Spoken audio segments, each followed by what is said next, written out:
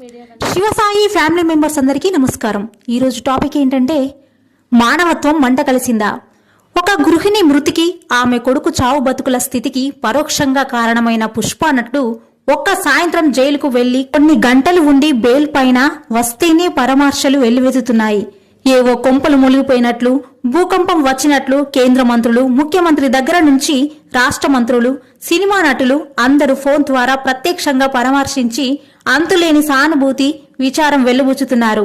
Jail నుండి బెయిల్పై విడుదల అయిన పుష్ప హీరో హ్యాపీగా తన బంధువులు, మామల ఇళ్లలో తిరుగుతున్నాడు.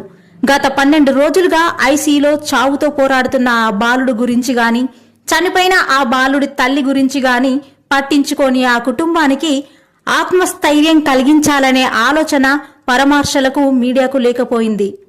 సినిమా తెర మీది నటులకు ఇంత విలువ అవసరమా? చట్టం ఎవరికి చుట్టం కాదని, చట్టం ముందు అందరూ సమానులే అని ఈ ప్రభుత్వం మరోసారి నిరూపించింది. అంబేద్కర్ రాజ్యాంగం ప్రకారం కుల, మత, ప్రాంత భేదం, బేద ధనిక భేదాభావం లేకుండా చట్టం ముందు అందరూ సమానులే. మరి ఇవి మీ ప్రాంతాల్లో అమలవుతున్నాయా? ఎందుకు అమలు కావడం లేదు? మీ అభిప్రాయాలను కామెంట్ రూపంలో తెలియజేయగలరు. ఇట్లు మీ SSC media 1 channel. Thank you to all. నేను మీ దివ్య కిరణ్.